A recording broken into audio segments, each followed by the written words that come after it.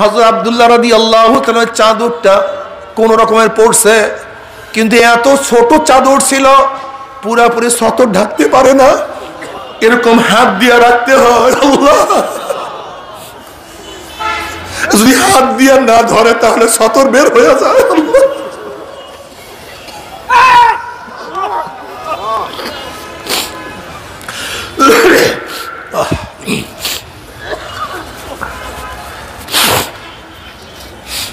কোন রকমের কাপড় প্যাচ দিয়া সোজা নবী আলাইহিস সালাতু ওয়াস সালামের দরজায় হাজির। নবী আলাইহিস সালাতু দরজায় পড়িয়া করে আমার মাওলাকে ডাক দেয়, আল্লাহ আল্লাহ আল্লাহ। শীতের দিন, শরীর ঢাকার কোনো বস্ত্র নাই, ছোট্ট একটা কাপড় থর থর থর থর করে কাঁপে। জনাবে মুহাম্মদ রাসূলুল্লাহ সাল্লাল্লাহু আলাইহি ওয়াসাল্লাম ঘরের থেকে নামছে, বলে কে? বলে আমি আব্দুল্লাহ। বলে কোন আব্দুল্লাহ? বলে ইয়া নবী আল্লাহ ওয়া ইয়া রাসূলুল্লাহ। ওই যে আব্দুল ইসলাম গ্রহণ করার পরে তার চাচা তাকে ঘাড় ধাক্কা দিয়ে নামায়া দিছে। ছোট একটা কাপড় আমার মা দিছে, সেই কাপড় পরিয়া আপনার দরবারে পরিয়া আছি। বলে আব্দুল্লাহ তুমি এখানে কেন পরিয়া আছো? বলে ইয়া নবী আল্লাহ ইয়া রাসূলুল্লাহ, আমার যত কষ্ট হোক না কেন আমি শীতের মধ্যে থরথর থরথর করে কাঁপি, আমার শরীরে বস্ত্র নাই, আমার কাপড় ঢাকার মতো, আমার শরীর ঢাকার মতো কাপড় নাই, পেটের মধ্যে খাদ্য নাই, কিন্তু ইয়া নবী আল্লাহ ইয়া রাসূলুল্লাহ আপনার দরজার মধ্যে পড়িয়া থাকি, আপনি ঘরের থেকে নামবেন, আপনার চেহারা এক নজর দেখবো, আবার কলিজা ঠান্ডা হয়ে যাবে।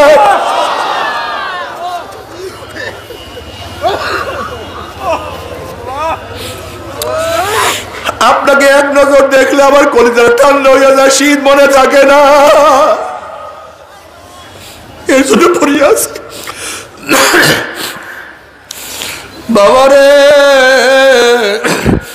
মাওলাকে না নিয়ে কেউ মাওলার কবরে যাইও না।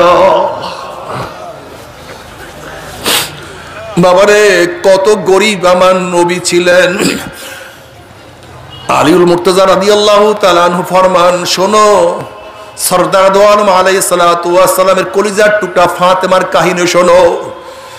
ফাতেমা তো পানি টানতে টানতে শরীরের মধ্যে দাগ পড়িয়া গেছে। আল্লাহ, বলে ফাতেমা তো চাক্কি ঘুরাইতে করে হাতের মধ্যে দাগ পড়িয়া গেছে। নবী আলাইহিস সালাতু ওয়াস সালামের কাছে কিছু গোলাম আসছে, আমি বললাম যাও তোমার আব্বার কাছে গিয়া একটু সাহায্যকারী নিয়ে আসো। ফাতেমা রাদিয়াল্লাহু তাআলা তিনি নবী আলাইহিস সালাতু ওয়াস সালাম দরবারে গেলেন। নবী আলাইহিস সালাতু ওয়াস সালাম গোলাম বন্টন করতেছিলেন, কিন্তু ফাতেমা রাদিয়াল্লাহু তাআলা খুবই লাজুক ছিলেন, কিন্তু বলতে পারলেন না। না বলিয়া তিনি চলে আসছেন। নবী আলাইহিস সালাতু ওয়াস সালাম দেখছেন ফাতেমা আসছিল। নবী আলাইহিস সালাতু ওয়াস সালাম কাজ সারার পরে ফাতেমার ঘরে গেছে, বললে মা গো তুমি কেন আমার কাছে গেছিলা? কলে আব্বু যাতায়াত ঘুরাইতে ঘুরাইতে হাতের মধ্যে দাগ পড়িয়া গেছে, পানির মশক টানতে টানতে কাঁধের মধ্যে দাগ পড়িয়া গেছে। আব্বু আপনার এবং আমার একটাই মাত্র বিছানা, একটা বকরির চামড়া আমাদের বিছানা, দুইজনে এক বিছানায় ঘুমাই, আবার দিনের বেলা চামড়ার উপরে পশুদেরকে খাদ্য দেয়। গেছিলাম একটা গোলামের জন্য, সাহায্যকারী আনার জন্য। কলে ফাতেমা রে 33 বার সুবহানাল্লাহ, 33 বার আলহামদুলিল্লাহ, 34 বার আল্লাহু আকবার তুমি পড়তে নামাজের পরে পড়িও, এইটা গোলামের চেয়ে অনেক বেশি তোমার উপকার হবে। ফাতেমা দুনিয়ার দিকে চাইও না, আখিরাতের দিকে চাও। দুনিয়া কিছু না, দুনিয়া কিছু না। ফাতেমা রাদিয়াল্লাহু তাআলা যদি যাতা ঘুরাইতে ঘুরাইতে হাতের মধ্যে দাগ পড়িয়া যাইতে পারে, পানি টানতে টানতে কাঁধের মধ্যে দাগ পড়িয়া যাইতে পারে, ফাতেমা রাদিয়াল্লাহু তাআলা একটা বিছানার মধ্যে একটা বকরির চামড়ার উপরে যদি স্বামী স্ত্রী ঘুমাইতে পারে, তাহলে তোমাকে আমাকে মাওলা কত কিছু দান করছে, এরপর মাওলা শুকরিয়া আদায় করবা না? তোমার সে আমার সে বড় নেমুখ আমার কেউ হইতে পারে না। আল্লাহ আল্লাহ তুই আমাদের সবাইকে মাফ করিয়া দাও। বাবারা একটু অপেক্ষা করো, কয়েকটা দিন অপেক্ষা করো। তুমি কি দেখো না কৃষক কত কষ্ট করিয়া কৃষি কাজ করে, কিন্তু ভালো ফসল দেখার সাথে সাথে মুহূর্তের মধ্যে সমস্ত কষ্ট ভুলিয়া যায়। তুমি কি দেখো না পরীক্ষার্থী পরীক্ষা দেওয়ার জন্য কত সাধনা করে কষ্ট করে, কিন্তু ভালো রেজাল্ট দেখার সাথে সাথে মুহূর্তের মধ্যে সমস্ত কষ্ট ভুলিয়া যায়। তুমি কি দেখো না মা বাচ্চা প্রসাব করার সময় মনে হয় যেন জীবনটা বের হয়ে যাবে, কিন্তু বাচ্চার চেহারার দিকে তাকাবার সাথে সাথে সমস্ত কষ্ট মুহূর্তের মধ্যে ভুলিয়া যায়। বাবারা যারা আখিরাত কামাই করতে আসো, সাধনা করতে আসো, একটু অপেক্ষা করো। যখন আল্লাহ পাকের মুমিন বান্দা বান্দী মৃত্যু আসার খাইয়া পড়িয়া যাবে, আল্লাহ পাক ডাক দিয়ে ফেরেশতারে, আমার বান্দা বান্দি এত সাধনা করে কোন জান্নাত কামাই করছে, খবরদার ওই জান্নাত খানা না দেখাইয়া রুহু কবজ করবি না। আমার বান্দা বান্দি ফজরের সময় গোসল ফরজ, গরম পানির কোনো ব্যবস্থা নাই, এই ঠান্ডা পানি দিয়া গোসল করিয়া কোন জান্নাত কামাই করছে।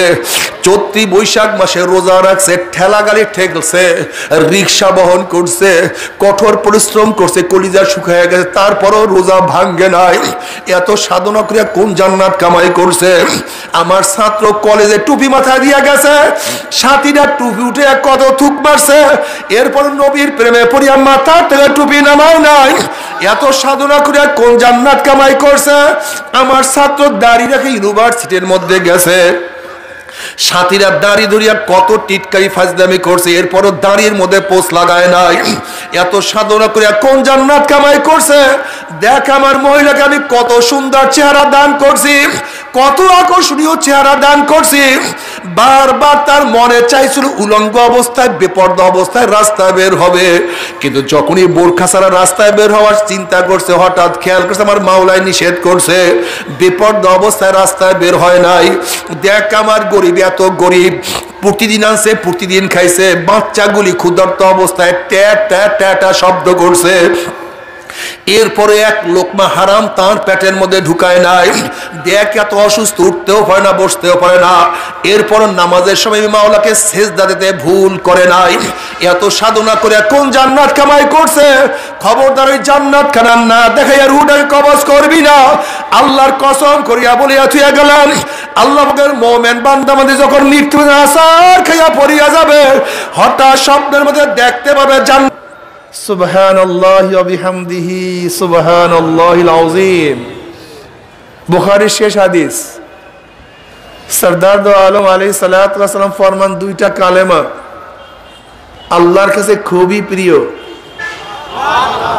জবানে খুবই হালকা, মিজানে খুবই ভারী। সুবহানাল্লাহি ওয়া বিহামদিহি সুবহানাল্লাহ সুবহানাল্লাহ আলহামদুলিল্লাহ।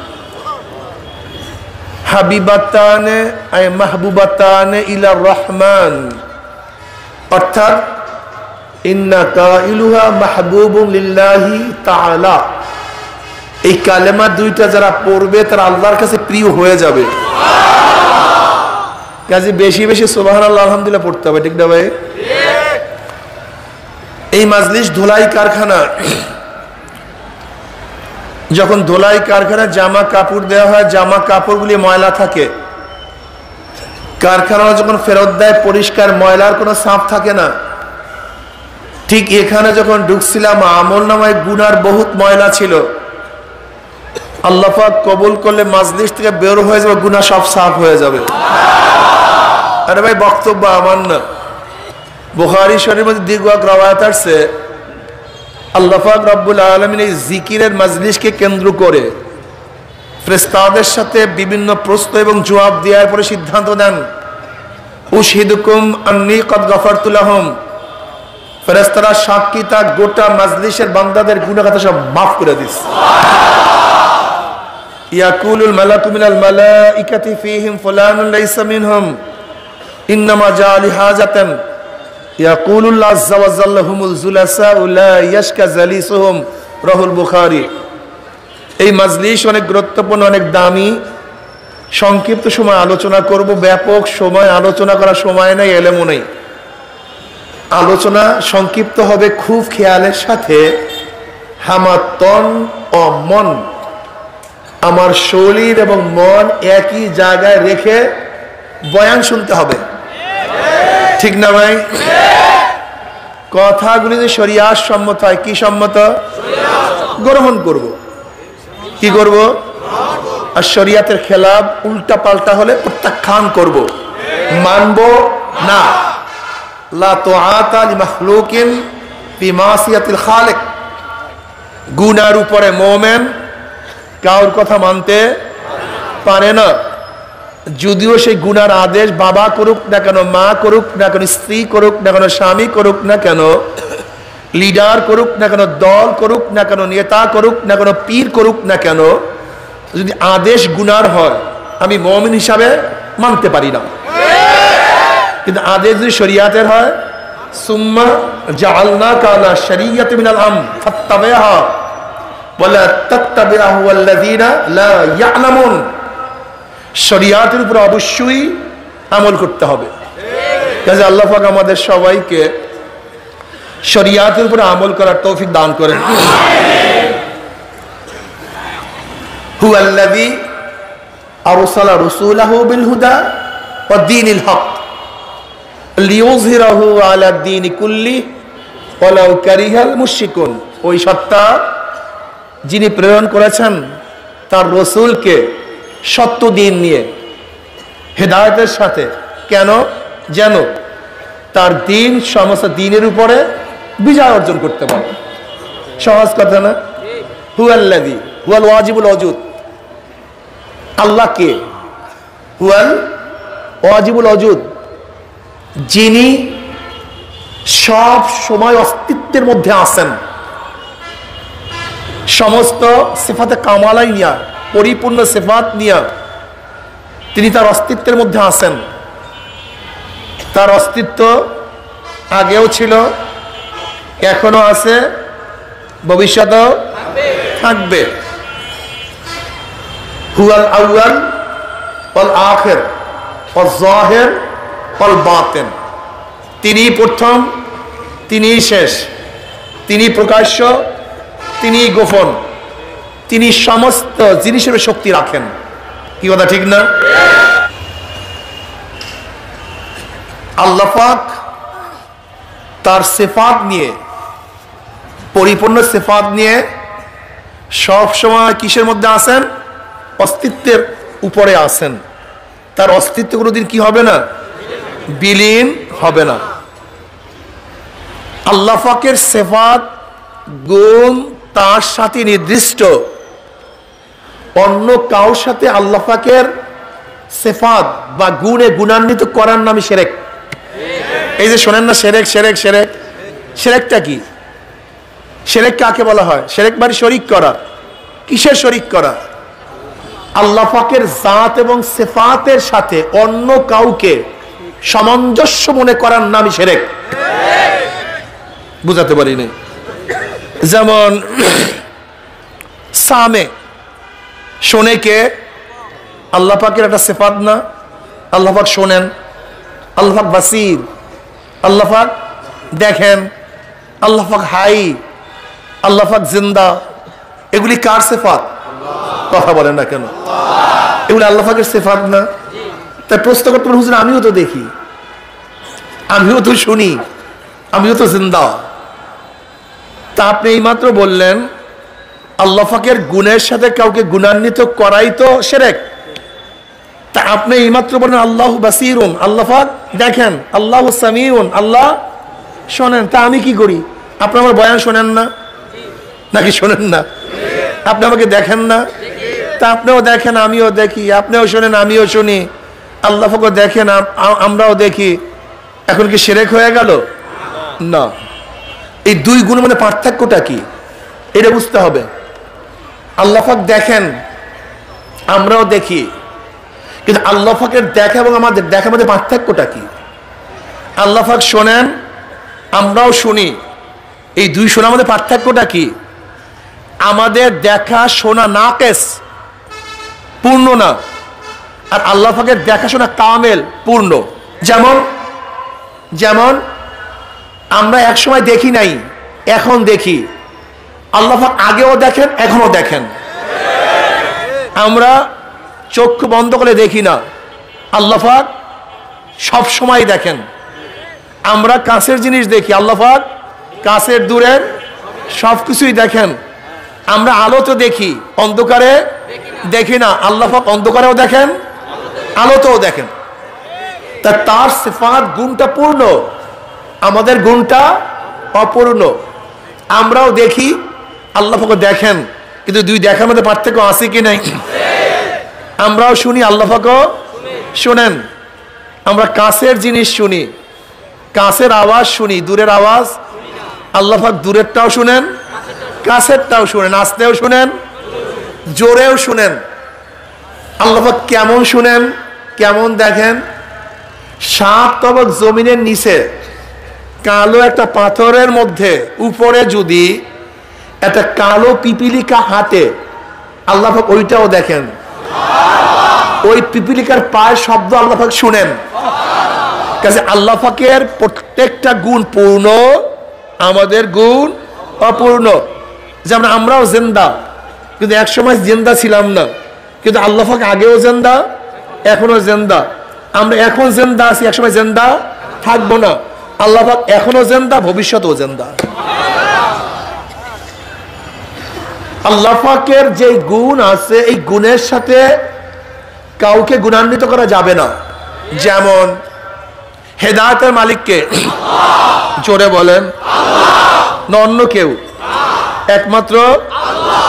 যদি মনে করি এই হেদায়েতের গুণ অন্য কার মধ্যে আছে, এর নাম শিরক। তা বলতে পারেন, হুজুর হেদায়েতের গুণ তো আপনাদের মধ্যে না, এখানে আসছি কেন? এখানে আইসা ফায়দাটা কি? কথাটা বুঝাতে পারিনি। হেদায়েতের মালিককে আল্লাহ পাক তো হেদায়েত ঘরেই দিয়া দিতে পারেন, এখানে হেদায়েত না আসবো কেন? প্রশ্ন আসি কে নাই? এই প্রশ্নের জবাবটা কি? এই প্রশ্নের জবাব আর একটা প্রশ্ন করলে আপনাদের জন্য সহজ হয়ে যাবে। রাজ্জাক কে? রাজ্জাক বুঝেন নাই? খাওয়ায় কে? বিশ্বাস করেন তো? রাজ্জাক। ব্যবসা করলেন কেন? কৃষি কাজ করলেন কেন? চাকরি করলেন কেন? কথা বলেন না, জবাব দেয় না কেন? কৃষি করলেন কেন? রাজ্জাক। বিশ্বাস করেন নাই? তা কৃষি কাজ করলেন কেন?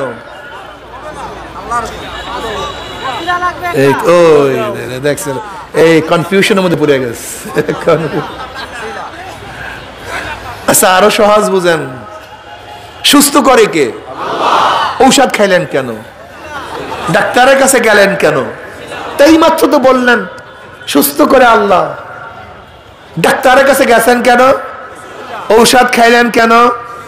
কৃষিকাজ করলেন কেন? দোকান খুললেন কেন? ব্যবসা করলেন কেন? চাকরি করলেন কেন? ওই যেই কারণে চাকরি করি, যেই কারণে ঔষধ খাই, ওই কারণে এখানে আসছি। হেদায়েতের মালিক কে? আফতাগু ইলাইহিল ওয়াসিলা। আল্লাহ পাক বলেন ওয়াসিলা তালাশ করো, ওয়াসিলা শেষ নাই। দেখেন, আল্লাহ পাক নিজামের বাহিরে কোনো কাজ করেন না। রিজিকের মালিক আল্লাহ, কিন্তু আল্লাহ পাক পদ্ধতি প্রক্রিয়া রাখছেন। তোমার আমার থেকে খাটনি হবে, আল্লাহর তরফ থেকে রিজিক হবে। স্বাস্থ্য ভালো করার মালিক আল্লাহ, তোমার থেকে আমার থেকে চেষ্টা হবে, সাধনা হবে, আল্লাহর তরফ থেকে সুস্থতা দান করা হবে। তোমার আমার থেকে হেদায়েতের জন্য চেষ্টা সাধনা হবে, মাওলার তরফ থেকে হেদায়েতের মালা পরাইয়া দেওয়া হবে। আল্লাযীনা জাহাদু ফিনা লানাহদিয়ান্নাহুম সুবুলানা। এখন যারা বলে কারোর কাছে যাওয়া লাগবে না, ওরা সত্য বলে না মিথ্যা বলে? বলেন তো, জোরে বলেন না। ধোঁকাবাজি করে, ধোঁকাবাজি করে, কথা ঠিক না? দেখেন, খুব ভালো মতো বোঝার চেষ্টা করবেন। বুঝা তো খুবই সহজ, যদি আল্লাহ পাক বুঝের তৌফিক দান করেন। আর যদি আল্লাহ পাক বুঝের তৌফিক না দেন, তাহলে গোটা দুনিয়ার কেউ কাউকে বুঝাতে পারবে না। হেদায়েতের মালিক কে? আল্লাহ। তা রাসূল নাযিল করলেন কেন? হেদায়েতের মালিক তো আল্লাহ। নবীদের দরকারটা কি ছিল? রাসূলদের দরকারটা কি ছিল? রিজালুল্লাহ দরকারটা কি ছিল? হেদায়েতের মালিক তো আল্লাহ। আল্লাহ পাক প্রত্যেকের ঘরে হেদায়েত দিতে পারতেন না? তা রসুল কেন প্রেরণ করবেন? নবী কেন প্রেরণ করবেন? হ্যাঁ, ওই একই কারণে তো এখানে আসবেন, একই কারণে ওলামায়ে কেরামের কাছে যাবেন। কথাটা বুঝাতে পারিনি। কেন ওলামায়ে কেরামের কাছে আসবেন? মুস্তাহিদের প্রয়োজনটা কি? নবী আলাইহিস সালাতু ওয়াস সালামের স্পেশালিটি আছে। কি আছে ভাই? ওয়া নবী রাদিয়াল্লাহু তাআলা قال قال رسول الله صلى الله عليه وسلم فصلت على الانبياء بست اوتيت جوامع الكلم ونصرت بالرب وأهلت لي الغنائم وجعلت لي الأرض مسجدا وطهورا وأرسلت إلى الخلق كافة وختم بي النبيون رواه মুসলিম أو كما قال النبي عليه الصلاة والسلام। এই হাদিস খানা যদি বুঝতে পারেন তাহলে হাজারো মাসালা হল হয়ে যাবে ইনশাআল্লাহ, লক্ষ মাসালা হল হয়ে যাবে। মুসলিম শরীফের হাদিস, নবী আলাইহিস সালাতু ওয়াস সালাম ফরমান ফুজ্জিলতু আলাল আম্বিয়াই বিসিত্তিন। আল্লাহ পাক রব্বুল আলামিন অন্যান্য নবীদের উপরে আমাকে 6টা জিনিস দ্বারা ফজিলাত প্রাপ্ত করছেন, সম্মানিত করেছেন। যেই 6টা জিনিস আল্লাহ পাক আমাকে দিছে, অন্য কোন নবীকে, কথা বলেন না কেন? যেই 6টা জিনিস কার জন্য খাস? আপনাদের খেয়াল কোথায়? খেয়াল কোথায়? 6টা জিনিস কার জন্য নির্দিষ্ট? জনাব মুহাম্মদ রাসূলুল্লাহ সাল্লাল্লাহু আলাইহি ওয়াসাল্লাম এই 6টা জিনিস আমার নবীকে স্পেশাল ভাবে দিয়েছেন। কে দিয়েছেন? আল্লাহ। অন্য কোন নবীকে এই 6টা জিনিস দেন নাই। এর মধ্যে 1 নাম্বার উতিতু জাওয়াবুল কালিম। আল্লাহ পাক রব্বুল আলামিন আমাকে জাওয়াবুল কালিম দান করছেন। অন্য নবীকে কালিম দান করছেন, আমার নবীকে জাওয়াবুল কালিম দান করছেন। কালিম এবং জাওয়াবুল কালিমের মধ্যে পার্থক্যটা কি? মারাত্মক বিষয়। কালিম যার শব্দ এক, অর্থ এক, লফজ এক, মানাও এক। কিন্তু জাওয়াবুল কালিম যার শব্দ এক, মানা অনেক, লফজ এক, মুরাদ ব্যাপক, শব্দ এক, অর্থ ব্যাপক। কথাটা বুঝাতে পারি নাই। কালিম বলেন যার শব্দ এক, অর্থ, জাওয়ামিল কালিম শব্দ অর্থ এক, অর্থ। আমার নবীকে আল্লাহ পাক জাওয়ামিল কালিম দিবেন কেন? অন্য নবীকে আল্লাহ পাক জাওয়ামিল কালিম দিবেন না কেন? মারাত্মক প্রশ্ন না? আগেকার নবীদের জন্য জাওয়ামিল কালিমের প্রয়োজন ছিল না, আমার নবীর জন্য জাওয়ামিল কালিমের প্রয়োজন কেন? বুঝেন, আগেকার নবীদের মধ্যে আমার নবীর মধ্যে পার্থক্যটা কি? আগেকার নবীরা কোন এক এলাকার জন্য নির্দিষ্ট, কোন এক গোত্রের জন্য নির্দিষ্ট, কোন এক জমানার জন্য নির্দিষ্ট। বুঝাতে পারি নাই? সবাই যে ঠিক আসতে কইলেন এর জন্য বুঝাইতে পারি নাই।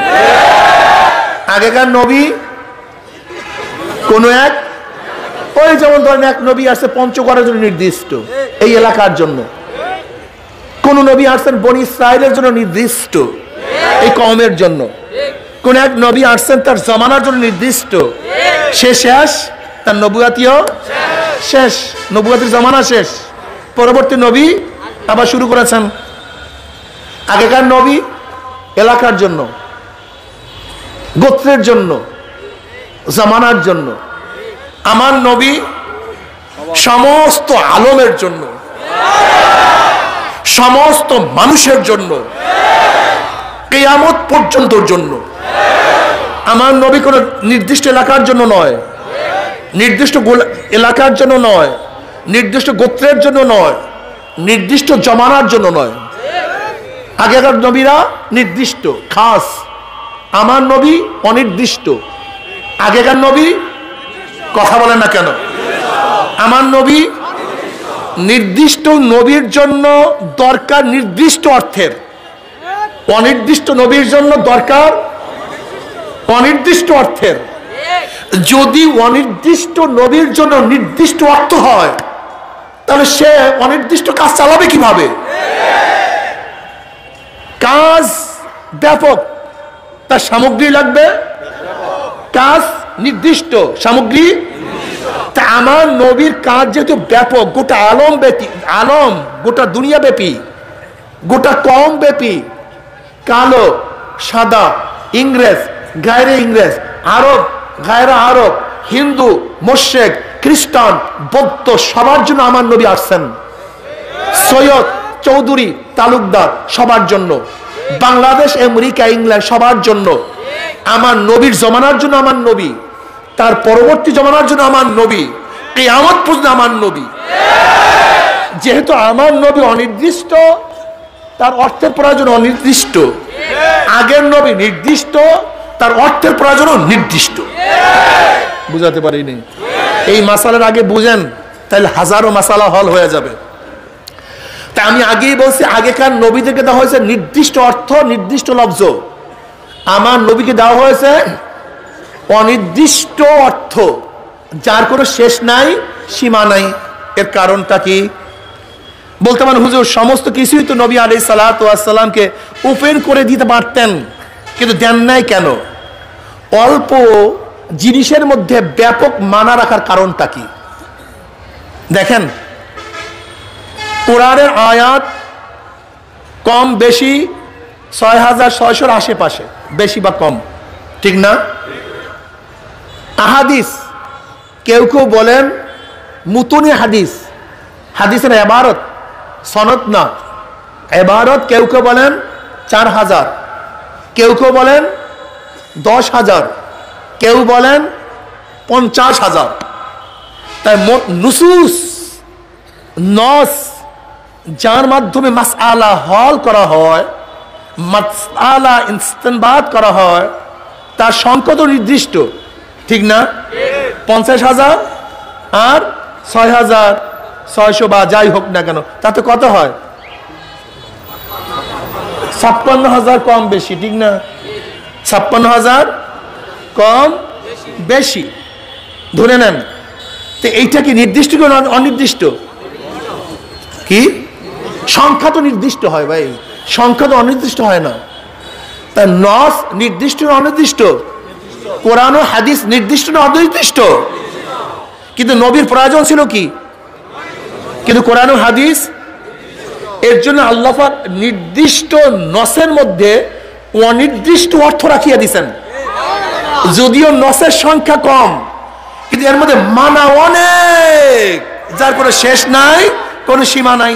উদাহরণ না দিলে বুঝবেন না, উদাহরণ দিলে বুঝবেন। দেখেন,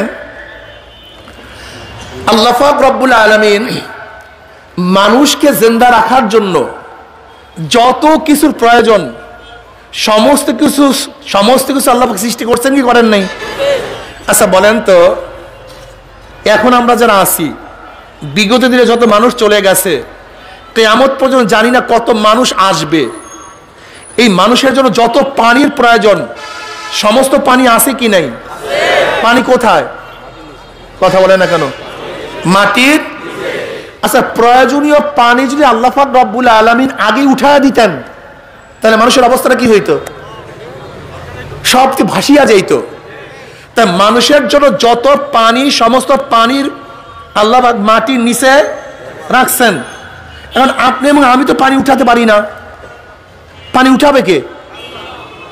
কে? ইঞ্জিনিয়ার, নির্দিষ্ট লোক। আল্লাহ পাক তাদের মধ্যে জ্ঞান দিয়া দিছেন। ওই জ্ঞানী লোক জ্ঞান দিয়া টিউবওয়েল গাড়িয়া নির্দিষ্ট লেয়ারে গিয়া আপনার জন্য আমার জন্য সুন্দর পানির ব্যবস্থা করে দিয়েছেন। আল্লাহ পাক রাখছেন কোথায়? মাটির নিচে। সবাই তুলতে পারি না, তোলে কে? ইঞ্জিনিয়ার। এখন আপনি যদি বলেন আমার ইঞ্জিনিয়ারের প্রয়োজন নাই, তা আপনার চেয়ে বড় বোকা দুনিয়াতে আছে? আপনার প্রয়োজন আছে মাটির নিচে, আপনার মধ্যে জ্ঞান নাই। আল্লাহ পাক কিছু লোক জ্ঞানী বানায় দিচ্ছেন, তারা ডিপ টিউবওয়েল কুপবে, পানি উঠবে, উঠাবে, তুমি আরামসে খাইতে পারো, কোনো সমস্যা নেই। কথাটা বুঝাতে পারিনি। আমাদের যত তৈলের প্রয়োজন, যত গ্যাসের প্রয়োজন, যত পেট্রোলের প্রয়োজন, সমস্ত কিছু মাটির নিচে আছে কি নাই? যদি আল্লাহ পাক সব উঠাইয়া দিতেন কি অবস্থা? তাহলে আল্লাহ পাক কি করছেন? তোমার জন্য যত কিছু প্রয়োজন সব মাটির নিচে রাখছেন। যদি গ্যাসকে আল্লাহ পাক উঠাইয়া দিতেন সব দিয়ে পুড়িয়া সারকার হয়ে যাইতো। তেল যদি উঠাইয়া দিতেন সব দিয়ে ধ্বংস হয়ে যাইতো। আল্লাহ পাক প্রয়োজন অনুযায়ী সব মাটির নিচে রাখছেন, আবার ইঞ্জিনিয়ার তৈরি করে দিচ্ছেন। তুমি উঠাতে পারবা না, তোমার সেই যোগ্যতা নাই। তোমার প্রয়োজন মাটির নিচে রাখছি, ইঞ্জিনিয়ার কি করবে? প্রয়োজন অনুযায়ী তোমাকে বের করে দিবে, তুমি ব্যবহার করবা। এখন আপনি যদি ক্ষিপ্ত হয়ে যান, ও ইঞ্জিনিয়ার লাগবে না, তাই তোমার সে বোকারাম চৌধুরী আর দুনিয়াতে থাকবে না।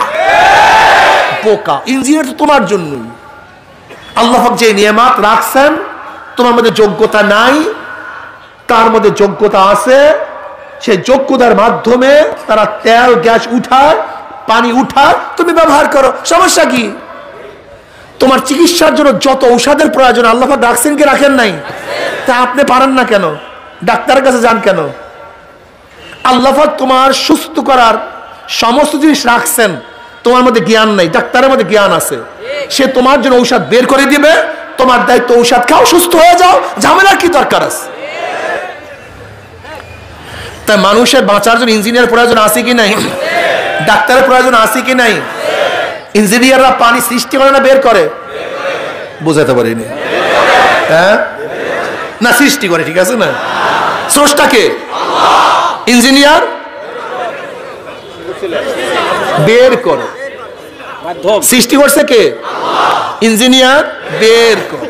মাশাআল্লাহ, এই সামনে দেখবেন কত সুন্দর মাসালা আসতে আছে, একাল কলিজা ভরিয়া যাইবে, এত মজা পাবেন সামনে কথা আসলে। ইঞ্জিনিয়ার সৃষ্টি করে না, ডাক্তার সৃষ্টি করে না, আবিষ্কার করে, কথা ঠিক না? স্রষ্টাকে। এবার আসেন, দুনিয়ায় বাঁচার জন্য যেরকম সব কিছু আছে, কিন্তু আমরা সবাই পারি না। বিশেষ কিছু লোক সেইটা আমার সামনে নিয়ে আসে, সে আমার শত্রু না বরং বন্ধু। এবার আসেন, মাসআলা যত কিছু প্রয়োজন মানুষের জন্য কিয়ামত পর্যন্ত, সমস্ত মাসআলা এই নির্দিষ্ট নসের মধ্যে আছে। বলতে পারেন হুজুর সব যদি প্রকাশ করে দেয় তাহলে কি হইতো? যেরকম পানি গ্যাস তৈল যদি সব প্রকাশ করতো সব সায়লাভ হয়ে যাইত, ঠিক যত মাসআলার প্রয়োজন সমস্ত মাসআলা যদি আল্লাহ আল্লাহ রসুল বলিয়া যাইতেন তাহলে লাইব্রেরি হইতো কয়েক মাইল। কি কথা বলেন না কেন? কিতাব হইতো, এটা মুখস্থ করতো কে? ইয়াদ করতো কে? দেখেই তো পাগল হয়ে যেতেন। এখন আল্লাহ পাকের নিজামটা কি? আল্লাহ নির্দিষ্ট জিনিসের মধ্যে মানুষের যত মাসআলা দরকার সমস্ত মাসআলা রাখিয়া দিছেন, কিন্তু এই মাসআলা বের করার ক্ষমতা তোমার মধ্যে নাই। আল্লাহ পাক স্পেশালি কিছু মানুষ তৈরি করে দিয়েছেন যাদের নাম ইমাম, মুস্তাহিদ, মুস্তানবিদ। তোমার মাসআলার প্রয়োজন, তারা কোরআন ও হাদিসের মধ্য থেকে মাসআলা বের করে তোমার সামনে উপস্থিত করবে। বের করবে না সৃষ্টি করবে? ইমামরা কি মাসালা বানায় না সৃষ্টি করে না বের করে? মাসালা সৃষ্টি করছে কে? মাসআলা সৃষ্টি করছে আল্লাহ আল্লাহ রসুল। কিন্তু মাসালা আছে যে কিতাবের মধ্যে, ওলামায়ে কেরাম নতুন ভাবে মাসালা সৃষ্টি করেন না, বরং কিতাবের মধ্যে যে মাসালা আছে সেই মাসালা সেখানে বের করে দেন। এখন যদি কোনো পাগলরা ইঞ্জিনিয়ারের বিরুদ্ধে খেপে, ওকে যেরকম পাগল বলি, এরকম কেউ যদি ইমামদের ব্যাপারেও খেপে, ওকে কি বলবেন বলেন তো? আচ্ছা শোনেন, আরো ভালো মাসালা বলি। ইরাকের মধ্যে একটা মাসালার প্রয়োজন। সে মাসালাটা কি? এক মহিলা মারা গেছে। মহিলা কি আমার কথা বুঝতেছেন নাকি? খারাপ লাগতে আছে খুব, শীতে ঠান্ডা। মাশাআল্লাহ, এক মহিলা মারা গেছে। এখন মহিলার গোসলটা আপনি করাইবেন, ঠিক না? পুরুষরা করাইবে না? কি করাবে? মহিলারা করাবে। এখন মাসালা হলো এই, মহিলা মারা গেছে, গোসল করাবে, লেকিন কোন মহিলা পাচ্ছে না গোসল করাবার জন্য। একজন মহিলা পাইছে, সে মাহওয়ারি অবস্থায় আছে, হায়েজ অবস্থায় আছে। কি অবস্থায়? হায়েজ অবস্থায়। মাসালা চলে আসছে। মহিলা বলতেছে আমার গোসল করাতে আপত্তি নেই, কিন্তু আমি তো নাপাক অবস্থায় আছি, আমি তো পিরিয়ড অবস্থায় আছি। এখন এই পিরিয়ড অবস্থায়, হায়েজ অবস্থায়, মাহওয়ারি অবস্থায় আমি গোসল করাতে পারবো কি পারবো না, সেই মাসালা আগে দাও, তারপর গোসল করাই। কি কথা বলেন না কেন? আগে সেই মাসালা দাও, তারপরে। এখন সে বলতেছে যাও মুহাদ্দিস সাহেবের কাছে যাও, মুহাদ্দিস সাহেবের কাছে যাও।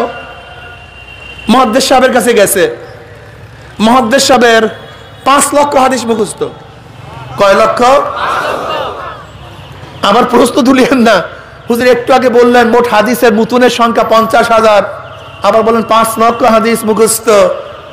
বাবা দেখেন, সনদকেও হাদিস বলা হয়, কথা ঠিক না? এই যে 1 লক্ষ, 10 লক্ষ, যেমন ইয়াহিয়া মুঈন রহমাতুল্লাহ আলাইহি হাদিস মুখস্থ কত? 10 লক্ষ। এই 10 লক্ষ হাদিস কি মুতুনে হাদিস না সনদে হাদিস? হাদিসের সনদ মুখস্থ ছিল, কথা ঠিক না? যেমন মুজার হাদিস কয়টা? 70টা। আসলে মুজার হাদিস তো একটাই, 70 জন রাবি এই হাদিস বয়ান করছেন, হাদিস হয়ে গেছে কত? 70। অথচ হাদিস কয়টা? মোট একটা। ভালো তো, আপনারা আমার থেকে ভালো বুঝেন। এখন বলে আমার তো 5 লক্ষ হাদিস মুখস্থ, লেকিন খুব ভালো মতো বুঝবেন, লেকিন হায়েজ অবস্থায় মৃত্যু ব্যক্তিকে গোসল করাতে পারবে কি পারবে না, এরকম কোন হাদিস তো আমার কাছে নেই। কি কথা বলেন না কেন? নবীর হাদিসের মধ্যে কোন জায়গায় এই হাদিস নাই যে মৃত্যু ব্যক্তিকে মাহওয়ারি অবস্থায়, পিরিয়ড অবস্থায়, হায়েজ অবস্থায় গোসল করাতে পারবে কি পারবে না, এরকম কোন হাদিস আমার কাছে জানা নাই। এখন কি অবস্থা? মুহাদ্দিস সাহেব তো বাস বলছে আমার কাছে জানা নেই, আমার কাছে।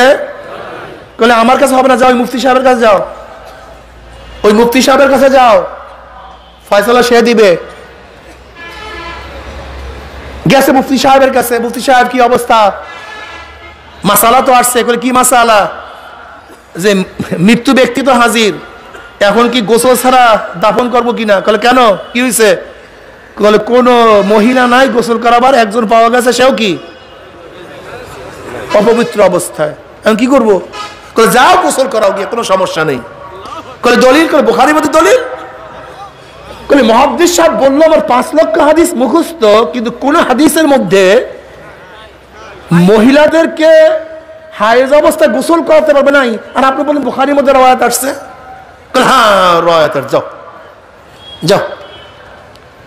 এখন ওই মহিলা তো যাইতে আছে, মুহাদ্দিস সাহেব ডাকছে, মুফতি সাহেব কি বলছে?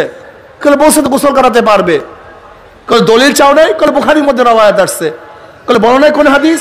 যাও আবার গিয়া বলো সেই হাদিসটা কি, আমি তো জানি না, আমার তো সব হাদিস মুখস্থ।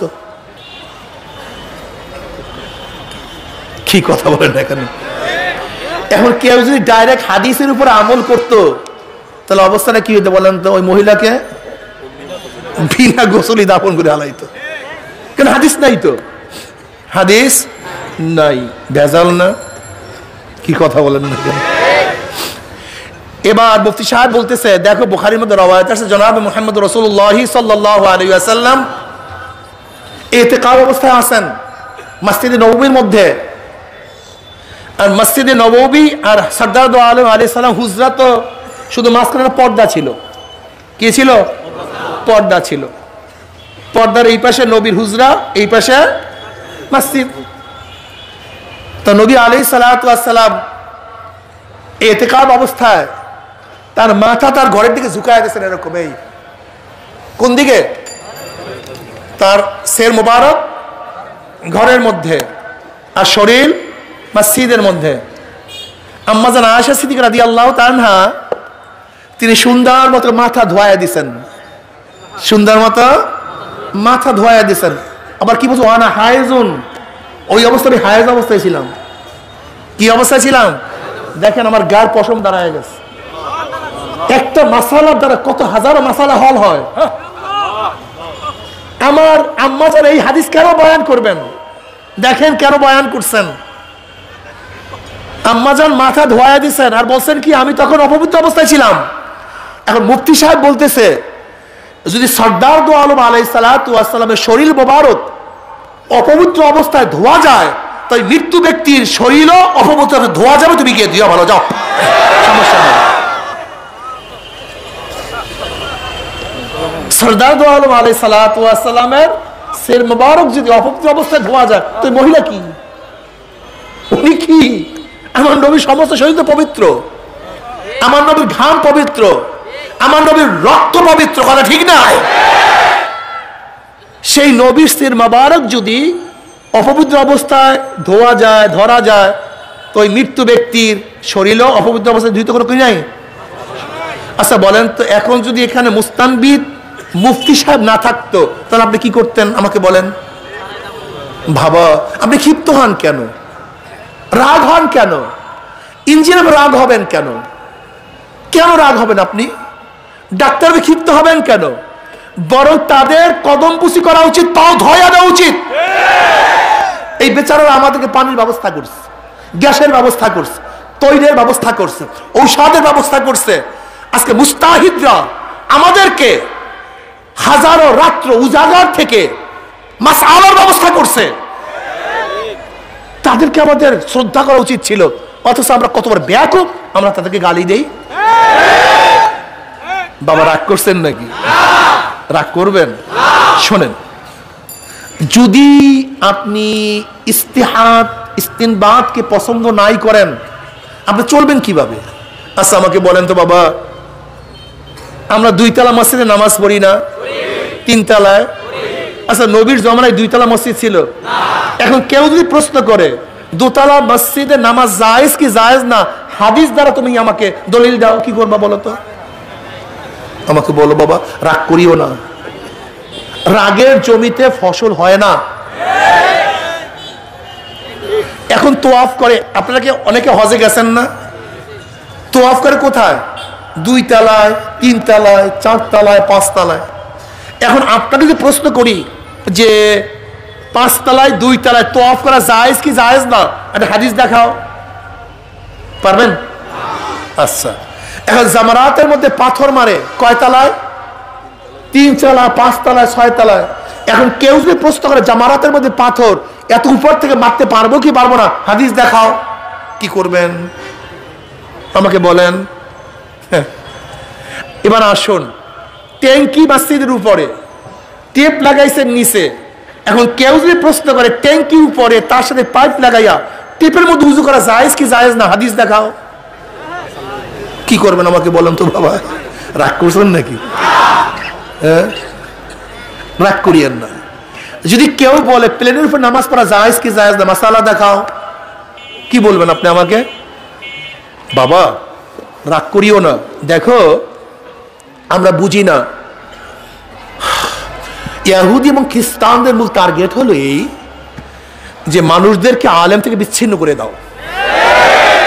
কারণ কি জানো? কারণ হলো বাচ্চাকে মা থেকে বিচ্ছিন্ন না করা পর্যন্ত ধ্বংস করা সম্ভব না।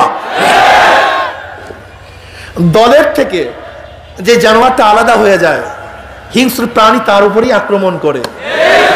ঠিক যেই ব্যক্তিকে ওলামায়ে কেরাম থেকে বিচ্ছিন্ন করতে পারে তাকে শয়তান আক্রমণ করতে পারে। বুঝতে পারিনি? রাগ করছেন নাকি? রাগ করিয়েন না। দেখেন অনেকেই আমরা বলি অনুসরণ করা জায়েজ নাই। দোস্ত, অনুকরণ ছাড়া কোনো মানুষ চলতে পারে? এক মুহূর্তের জন্য, 1 সেকেন্ডের জন্য? এইটা যে আসমান আপনি পড়ছেন না, কার অনুসরণ আপনি বলছেন? এই যে সূর্য চিনলেন কিভাবে? এইটা যে চন্দ্র জানলেন কিভাবে? আরে ভাই আপনার মা যিনি মা, এটা আপনি জানছেন কিভাবে? এটা যে আপনার বাবা, আপনি জানলেন কিভাবে? এটা আলিফ, এইটা কোরআন, এইটা বুখারী জানলেন কিভাবে? এইটা কিবলা জানলেন কিভাবে? এইটা গরু, এইটা ছাগল জানলেন কিভাবে? আজীব মানুষ আপনি। আপনার মাথার মধ্যে গিলু নেই বাবা। এইটা যে মাথা, এইটা চক্ষু, এইটা নাক, এইটা হাত, এইটা আঙ্গুল, আপনি কি কোনো কিতাব পড়া শিখছেন? কিভাবে শিখছেন? তা আপনি তো জায়েজ মনে করেন অনুসরণকে। আচ্ছা বলেন তো, আপনাকে প্রশ্ন করতে চাই, আপনি জীবনভর কিতাব পড়বেন কিন্তু কার অনুসরণ ব্যতীত সূরা ফাতিহা শিখতে পারবেন? তা আপনি তো অনুসরণকে জায়েজ মনে করেন না। এখন হবেটা কি আমাকে বলেন? আগে নিজের কাছে প্রশ্ন করেন, কিতাব পড়বেন জীবনভর কিন্তু সূরা ফাতিহা শিখতে পারবেন কিনা? তারপর তো অনুসরণকে জায়েজ মনে করেন না। এগুলি ঠিক না, এগুলি ঠিক না। কিয়ামত পর্যন্ত যত মাসআলা আসবে, আলাতে জাদিদা, ইন্টারনেট ব্যবহার করতে পারবেন কি পারবেন না, মোবাইল ফোন ব্যবহার করতে পারবেন কি পারবেন না, মাইক চালাতে পারবেন কি পারবেন না, বর্তমান দুই অ্যাসেম্বলি কি হবে, অর্থনীতির অবস্থাটা কি হবে, আন্তর্জাতিক এখন যে ট্রানজাকশন হইতেছে, এখন যে লেনদেন হইতেছে, এই লেনদেন করা জায়েজ কি জায়েজ না? এত সহজ মনে করছেন ইসলাম? এত সহজ? হ্যাঁ, আপনি ভাবছেন এই নামাজের দুই একটা মাসালা ইসলাম? রফরি আদান করা, ইমামের পিছনে কেরাত পড়া, জোরে আমিন পড়ার নাম ইসলাম? হ্যাঁ, বেচা বিক্রি কিভাবে করবেন? বর্তমান ব্যাংকিং সিস্টেম কি করবেন? আন্তর্জাতিক সমস্যা আপনি কিভাবে সমাধান করবেন? বর্তমান বিচার কার্য কিভাবে পরিচালনা করবেন? আপনি ইস্তেহাদ যদি না করেন, এর করবেন কিভাবে? আমাকে বলেন না বাবা, আমাকে বলেন। আরে তুমি ভাবছো যে কয়েকটা মাসালাম যে ইসলাম, ইসলাম তো জন্মের পর থেকে মৃত্যুর আগ পর্যন্ত সংসদের যত সমস্যা কে দিবে? কথা বলে না কেন? হাইকোর্টের যত সমস্যার সমাধান কে দিবে? বন বিভাগের যত সমস্যা সমাধান কে দিবে? পানি বিভাগের যত সমস্যার সমাধান কে দিবে? প্রতিরক্ষা মন্ত্রণালয়ের যত সমস্যার সমাধান কে দিবে? পুলিশ ডিপার্টমেন্টের সমস্ত সমস্যার সমাধান কে দিবে? র্যাব ডিপার্টমেন্টের সমস্ত সমস্যার সমাধান কে দিবে? ডিসি বিভাগের সমস্ত সমস্যার সমাধান কে দিবে? ডাক্তারি বিভাগের সমস্ত সমস্যার সমাধান কে দিবে? তো ইস্তেহাদ ছাড়া তুমি ইসলামের সমাধান দিবা কিভাবে? তোমার মাথার মধ্যে ঘিলি টুলি আছে কিছু? হ্যাঁ, দেখো খ্রিস্টানরা কি বলে, খ্রিস্টানরা বলে, ইহুদিরা বলে, এবং বড় বড় পণ্ডিতরা বলে ইসলাম কোনদিন ধ্বংস হবে না। কেন হবে না? কেন কেন হবে না? তাদের মধ্যে ইস্তেহাদ আছে। কি আছে? এই ইস্তেহাদ নামী একটা জিনিস থাকার কারণে ইসলাম কোনদিন থমকে যাবে না, ইসলাম কোনদিন ধ্বংস হবে না, ইসলাম চলতে থাকবে। কেন? যখনই যে সমস্যা আসবে, যদি কোরআন ও হাদিসের মধ্যে না থাকে, অমনি উলামায়ে কেরাম ইস্তেহাদ করিয়া বের করে দিবে। হাদিস হাদিস থেকে, এক বড় নয় হাদিস কিসের থেকে? হাদিস মানে কি? নয়া। হাদিসকে হাদিস কেন বলা হয়? কারণটা কি? কিয়ামত পর্যন্ত যত নতুন সমস্যা আসবে, সমস্ত নতুন সমস্যার সমাধান এই হাদিস করিয়া দিবে। এজন্য হাদিসকে হাদিস বলা হয়। আর তুমি সেটাকে কি বানাইছো? বাবা রাগ করিও না, ঝগড়া করিও না, ঝগড়া ভালো না। শুধু একটা প্রশ্ন করতে চাই, শুধু একটা প্রশ্ন। তোমরা যে বলো যে কারোর সাথে কারোর অনুকরণ অনুসরণ করা যাবে না, তুমি যেই কথা বলছো, তুমি খোদ কি কারোর অনুসরণ করো কি করো না? হ্যাঁ, আরে মানুষ এত বোকা, এত বোকা মানুষ কিভাবে হয় আমাকে বলেন তো? আমি তো বুঝতেই পারি না এত বোকা হয় কিভাবে। বলতে পারবো সবার জন্য ইমাম বুখারী, ইমাম মুসলিম, ইমাম আবু হানিফার ইমামকে প্রশ্ন করতে পারো, প্রশ্ন আছে কি নাই? শোনো, একটা সহজ জব। এই বনের মধ্যে বাঘ, এখানে একটা খাল, ছোট্ট একটা বাঁশ দেয়া, সাঁকু দেয়া, বাঘ আসতেছে। এখানে আমরা অনেক মানুষ আছি, কেউ বুড়া, পূজা আছে একেবারে বুড়া মানুষ, কেউ ধরা ছাড়া হাঁটতে পারে না, কেউ আছে জুয়ান। যারা জুয়ান মানুষ তারা ধাম ধাম কইরা সাঁকু পাড়ায় চলে গেছে। কি কথা বলেন না কেন? বুড়া মানুষ এখন যদি কোনো জুয়ান বলে মিয়া ফাজিল আমি পার হয়ে আসছি, আপনি আসতে পারবেন না কেন? খবরদার, ধরনের ব্যবহার করতে পারবেন না, কোন মানুষের সাহায্য নিতে পারবেন না, পার হয়ে আসেন, আমি আসছি দেখেন না। এখন তোমার এই যুক্তির উদ্দেশ্য কি বলো তো? হ্যাঁ, তা কেউ পার হয়ে যায় নাই? তা উনি যে পারে না, কি নাই যে পার হয়েছে? যদি তোমার সামর্থ্য থাকে তোমার ইমামের দরকার নাই, আর যদি সামর্থ্য না থাকে ইমামের দরকার আছে। সহজ কথা। আর যদি সামর্থ্য না থাকিয়াও বলে ইমাম লাগবে না, উদ্দেশ্য কি? ওই বাগে খাওয়ানো। ঠিক তোমার সমর্থন না থাকে যদি ইমাম লাগবে না, তোমার উদ্দেশ্য কি? শয়তানের গোলাম বানানো। তুই বোঝো না কারবার? আরে বোকা, সবার জন্য এক মাসালা?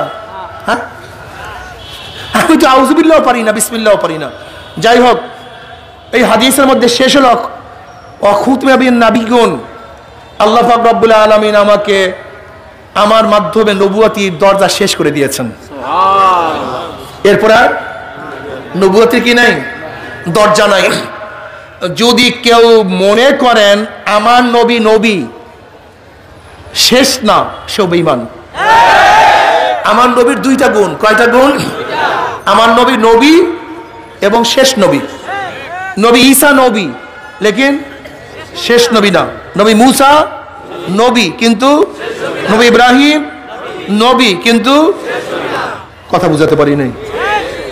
নবী নূহ কিন্তু তার গুণ একটা, নবী নূর গুণ একটা, নবী আদমের গুণ একটা, নবী শীষের গুণ একটা, নবী ঈসার গুণ একটা, নবী ইব্রাহিমের গুণ একটা। তারা কি? লেকিন কিন্তু আমার নবীর গুণ দুইটা। আমার নবী নবী এবং শেষ নবী। আমার নবী নবী এবং যদি আমার নবীকে কেউ নবী মানে কিন্তু শেষ মানে না, আসতে বলেন নাকি?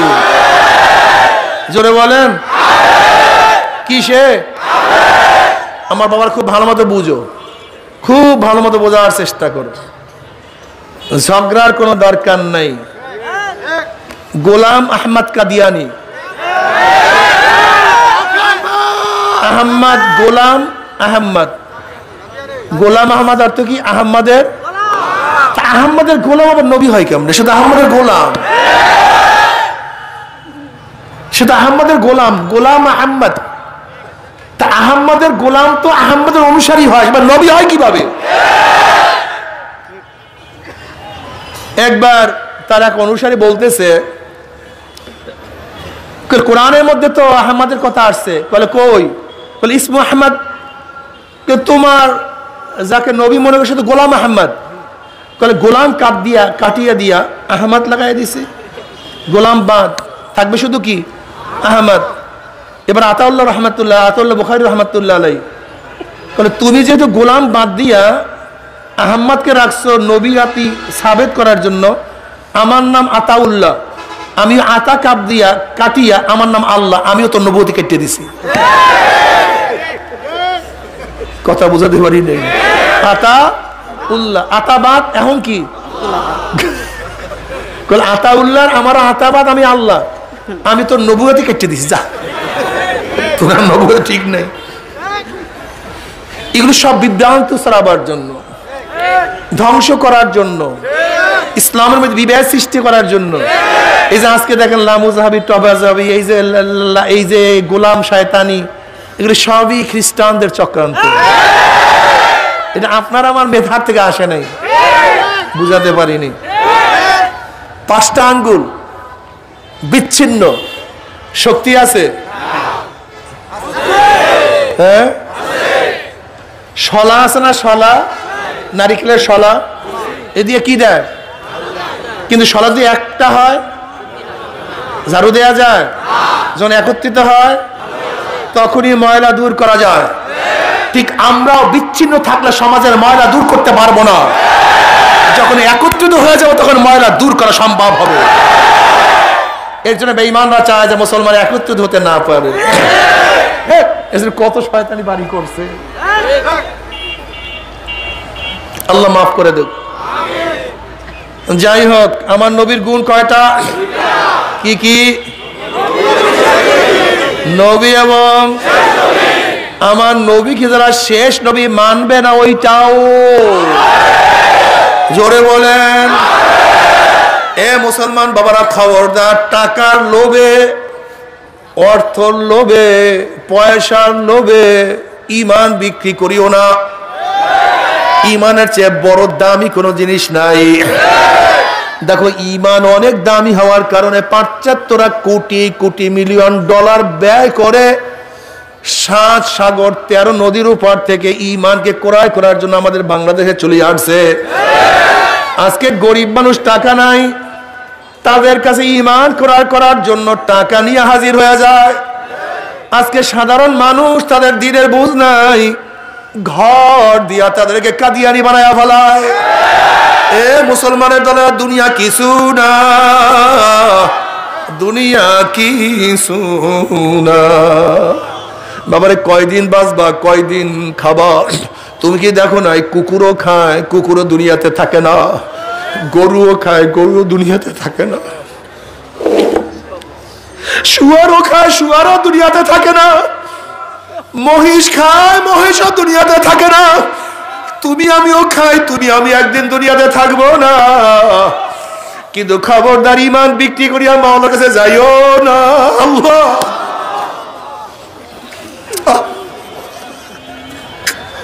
মানুষ একটু টাকার জন্য, একটু ঘরের জন্য, একটু বাড়ির জন্য বাবার কিছু না।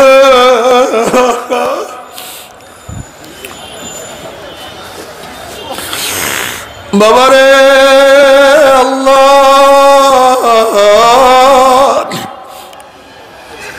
ও আমার গরিব বাবারা, তুমি কি জানো মাওলা পাক তোমাদেরকে কত ফজিলাত দান করছে? বড় লোকের চেয়ে 500 বছর আগে গরিবরা জান্নাতে চলে যাবে। জান্নাতের মধ্যে গরিবদের সংখ্যা সবচেয়ে বেশি হবে। গরিবদের হিসাব নিকাশ খুবই কম। আল্লাহ, নবী আলাইহিস সালাতু ওয়াস সালাম ফরমান, কিয়ামতের ময়দানে গরিবদের ফজিলত দেখিয়া বড় লোকরা আফসোস করবে, আরে আমি কেন গরিব হইলাম না।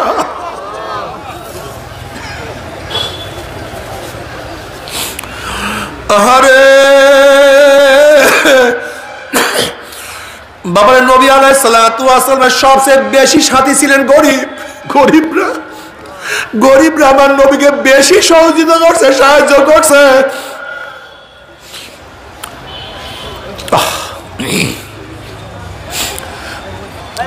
হযরত আব্দুল্লাহ ইবনে যুলবাজার রাদিয়াল্লাহু তাআলা আনহু মুসলমান হয়ে গেছে ছোটবেলায়, তার আব্বা দুনিয়ার থেকে বিদায় হয়ে গেছে। মুসলমান হওয়ার পরে তার মাও তাকে পছন্দ করে না। সে মারা যাওয়ার পরে তার চাচার ঘরে সে লালিত পালিত হয়েছে, খুবই আদর করত, খুবই স্নেহ করত। যেহেতু ভাতিজা, ওর বাপ নাই, মাও মুসলমান হয় নাই।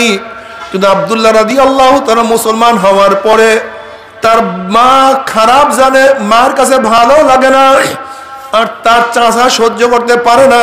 আল্লাহ, তার চাচা খুবই ক্ষিপ্ত হয়ে গেছে। যখন শুনছে আব্দুল্লাহ মুসলমান হয়ে গেছে, তখনই আব্দুল্লাহ রাদিয়াল্লাহু তাআলাকে তার চাচা ক্ষিপ্ত হইয়া উলঙ্গ করিয়া ঘরের থেকে বের করে, যে বের হয় এখান থেকে, শরীরের মধ্যে কোনো কাপড় নাই। যেহেতু মুসলমান হওয়ার কারণে তার মাও পছন্দ করতেন না, কিন্তু ছেলে উলঙ্গ অবস্থায় দেখিয়া মা সহ্য করতে পারে নাই। তার মা একটা চাদর ফিকিয়া মারছে। হযরত আব্দুল্লাহ রাদিয়াল্লাহু তাআলা চাদরটা কোন রকমের পড়ছে, কিন্তু এত ছোট চাদর ছিল, পুরাপুরি সতর ঢাকতে পারে না, এরকম হাত দিয়ে রাখতে হয়। আল্লাহ, যদি হাত দিয়ে না ধরে তাহলে সতর বের হয়ে যায়।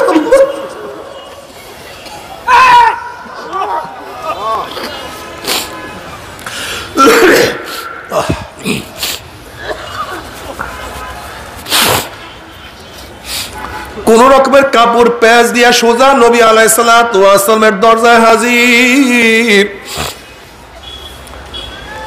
নবী আলাইহিস সালাতু দরজায় পড়িয়া আমার মাওলাকে ডাক দেয়, আল্লাহ আল্লাহ আল্লাহ। শীতের দিন, শরীর ঢাকার কোনো বস্ত্র নাই,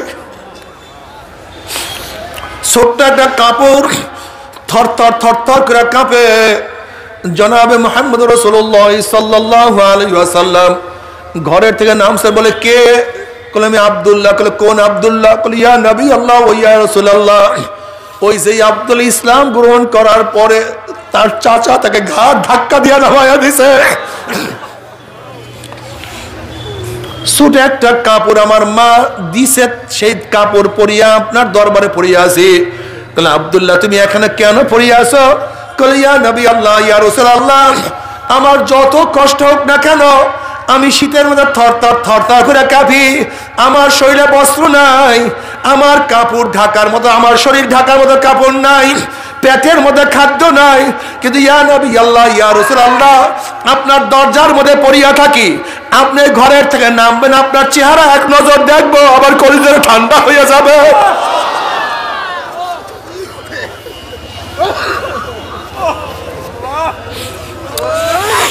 আপনাকে এক নজর দেখলে আবার কলিজা ঠান্ডা হয়ে যায়, শীত মনে থাকে না,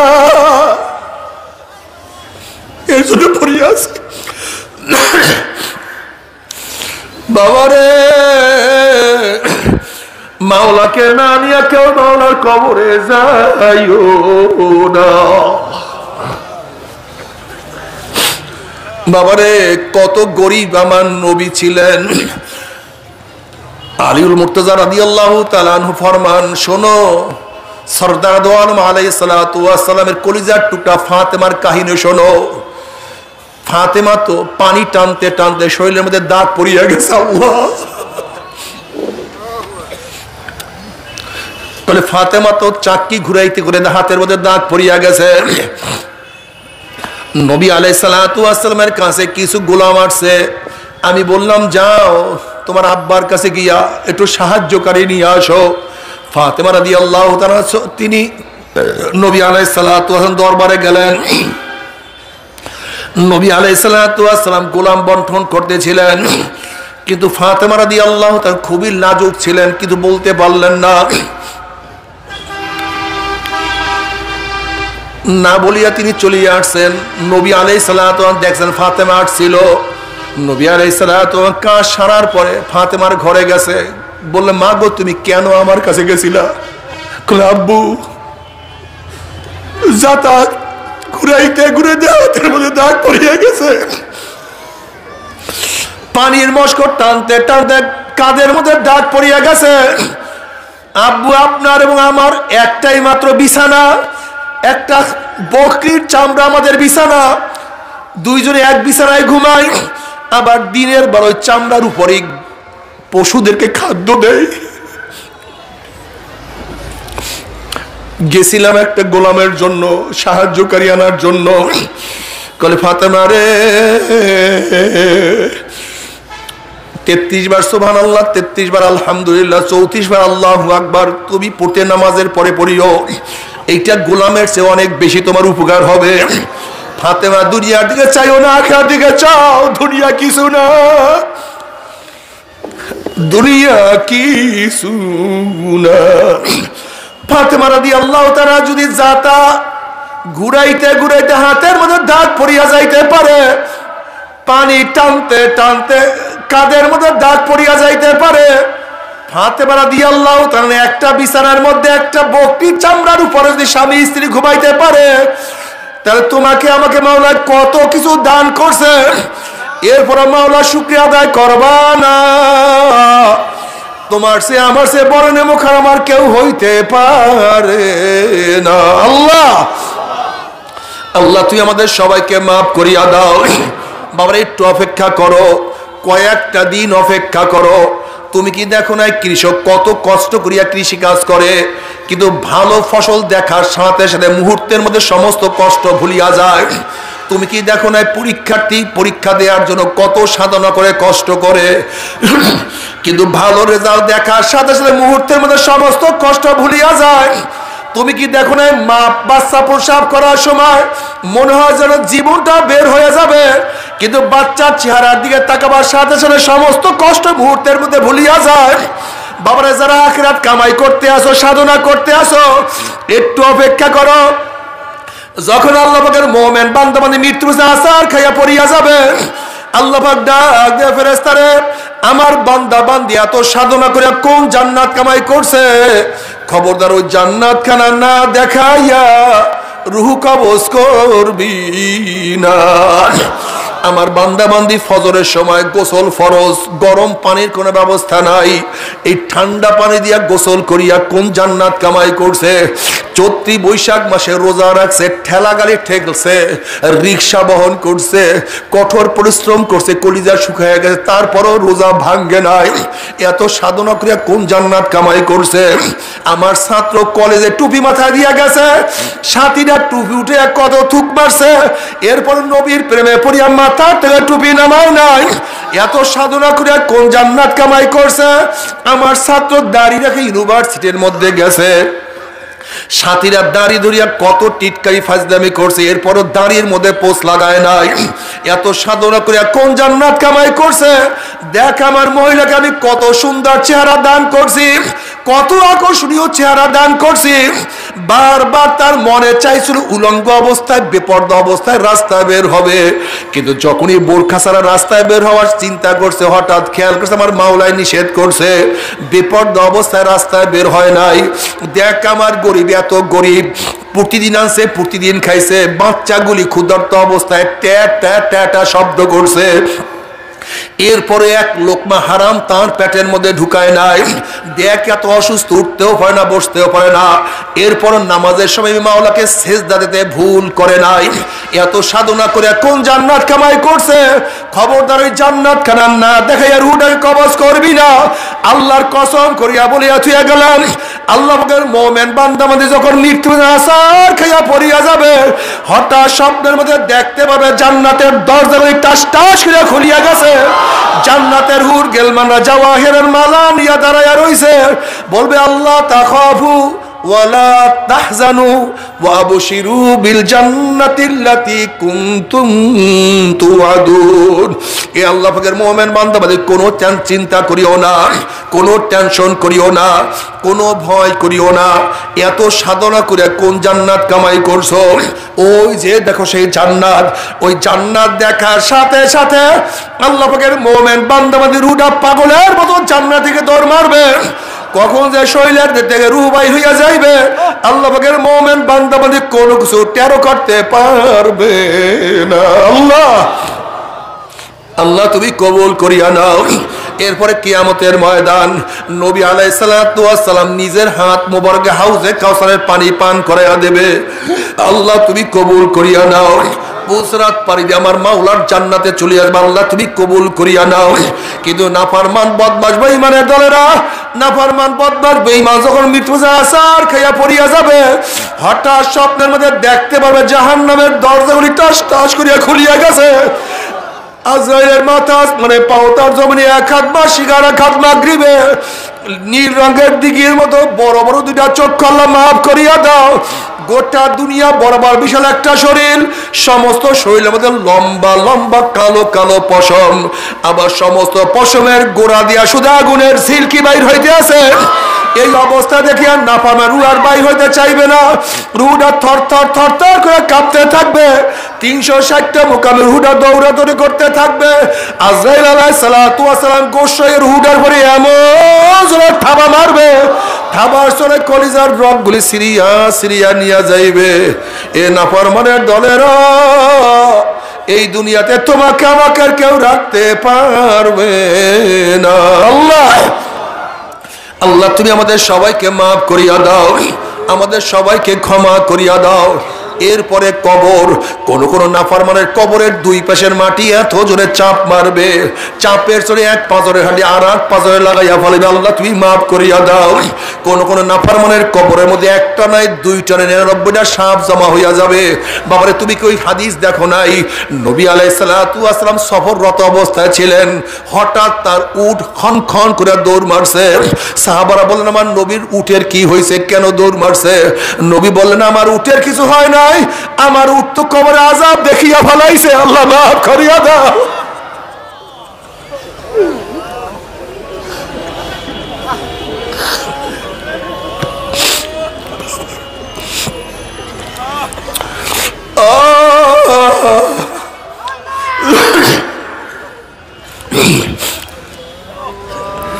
বাবারে আমি একবার খুলনায় মাহফিলে গেলাম, এক ব্যক্তি তার ছেলেকে তার সাথে নিয়ে আসছে। ওই ব্যক্তি বলছে, হুজুর আমার ছেলেটা হাফেজ, দেখেন আমার ছেলেটা কি বলতে চায়, কি বলে। আমি বললাম, বাবা কি বলতে চাও বলো। বলে, হুজুর আমার বাড়ির দরজাটা কবরস্থান, আমি সন্ধ্যার পরে হঠাৎ ঘরের থেকে নামলাম, যখনই কবরের দিকে আমার নজর পড়ছে আমি দেখি কবরের মধ্যে আগুন।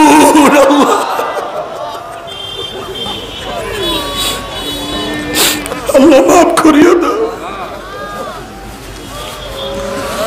এই কবরের মধ্যে হাজার হাজার বছর থাকতে হবে, এরপর আল্লাহ পাক কিয়ামতের ময়দান কায়েম করবে। আল্লাহ তুমি আমাদের সবাইকে মাফ করিয়া দাও। فأما من ثقلت موازينه فهو في عيشة راضية, যাদের নেকের পাল্লা ওজন হইয়া যাবে, গুনার পাল্লা হালকা হইয়া যাবে, আমার মাওলা তাদেরকে জান্নাতের ফয়সালা দিয়ে আল্লাহ তুমি কবুল করিয়া নাও। وأما من خفت موازينه فأمه هاوية, আর যাদের নেকের পাল্লা হালকা হইয়া যাবে, গুনার পাল্লা ভারী হইয়া যাবে, ফাউম্মুহু হাবিয়া, আল্লাহ পাক তাদেরকে হাবিয়া জাহান্নামের ফয়সালা দিয়া দিবে। এখন আল্লাহ পাক নিজেই প্রশ্ন, রমা আদরা কামা হিয়া, তোমরা কি জানো হাবিয়া কোন জাহান্নামের নাম? হাবিয়া জাহান্নামের ধরনটা কি তোমরা কি জানো নাকি? আল্লাহ পাক প্রশ্ন করার পর আবার নিজেই জবাব দেন, নারুন হামিয়া। শোনো হাবিয়া কেমন জাহান্নাম। কোন এক মানুষ যদি বঙ্গোপসাগরের মাঝখানে ডুব দেয়, তার ডাইনে বামে চারিদিকে পানি আর পানি ছাড়া কিছুই থাকে না। হাবিয়া এমন একটা জাহান্নাম, হাবিয়া এমন একটা জাহান্নাম যার ডাইনে আগুন, বামে আগুন, উপরে আগুন, নিচে আগুন, সামনে আগুন, পিছনে আগুন। নারুন হামিয়া, আগুনের একটা গর্ত, আগুনের একটা মটকা, আগুনের একটা কুয়া।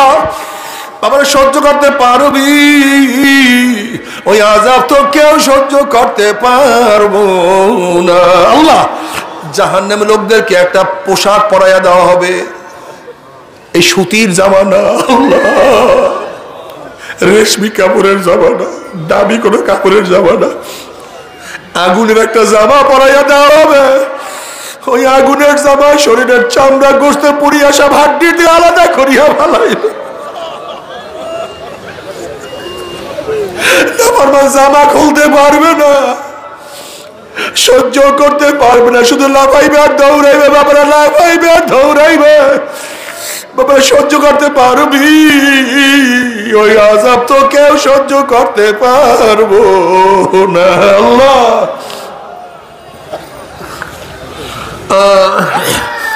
আল্লাহ আমাদের সবাইকে মাফ করিয়া দেয়। মনে জাহান্নামের ভয় কত পাথর কাঁদতে কাঁদতে নহর জারি করিয়া ফেলাইছে।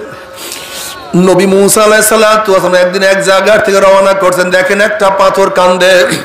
নবী মুসা আলাইহিস সালাতু ওয়াস সালাম বলেন, পাথর কেন কান্দোস? তখন পাথর বলছে, আল্লাহ নবী মুসা, আল্লাহ পাক মানুষ এবং পাথর দিয়া জাহান্নামকে জ্বালাইবে। ওয়াকুদুহান নাসু ওয়াল হিজারা, মানুষ এবং পাথর দিয়ে জাহান্নামকে জ্বালাইবে। ওই জাহান্নামের ভয় আমি কাঁদতে আছি। আপনি আল্লাহর কাছে দোয়া করেন, মাওলা আমাকে মাফ করিয়া দেয়। নবী মুসা আলাইহিস সালাতু আল্লাহর কাছে দোয়া করলেন, মাওলা হে একটা পাথর কান্দে তোমার ভয়ে, জাহান্নামের ভয়ে, তুমি তাকে মাফ করিয়া দাও। আল্লাহ পাক বলেন, সুসংবাদ জানাই আমি তাকে মাফ করিয়া দিলাম। নবী মুসা আলাইহিস সালাতু এই সুসংবাদ জানাইয়া চলিয়া গেলেন। অনেক দিন পরে সেখান থেকে যাওয়ার সময় দেখে পাথর আবারও কান্দে। নবী মুসা আলাইহিস সালাতু খুবই রাগী নবী ছিলেন। তিনি ধমক দিয়া প্রশ্ন করে, পাথর তুই কি আমার কথা বিশ্বাস করো নাই? মাওলা তোকে মাফ করিয়া দিছে। পাথর বলছে, আল্লাহ নবী মুসা, নবীরা কোনোদিন মিথ্যা কথা বলতে পারে না, আল্লাহ পাক আমাকে মাফ করে দিয়েছে, বিশ্বাস করি, তাহলে আবারও কেন কান্দো? তখন পাথর বলছে, আল্লাহ নবী মুসা, যদি আমি না কাঁদতাম আমার দিকে লক্ষ্য করতেন না, দোয়া করতেন না, আর আপনি দোয়া না করলে হয়তো মাওলা আমাকে মাফও করতো না। যেই কান্নার উসিলায় মাওলা আমাকে মাফ করিয়া দিছে, ওই কান্না আমি আর কোনোদিনও ছাড়বো না। মাওলা রে, আল্লাহ আল্লাহ বাবা, কিয়ামতের মাঠে আল্লাহ পাক এক ব্যক্তিকে জাহান্নামের ফয়সালা দিয়ে দেবেন।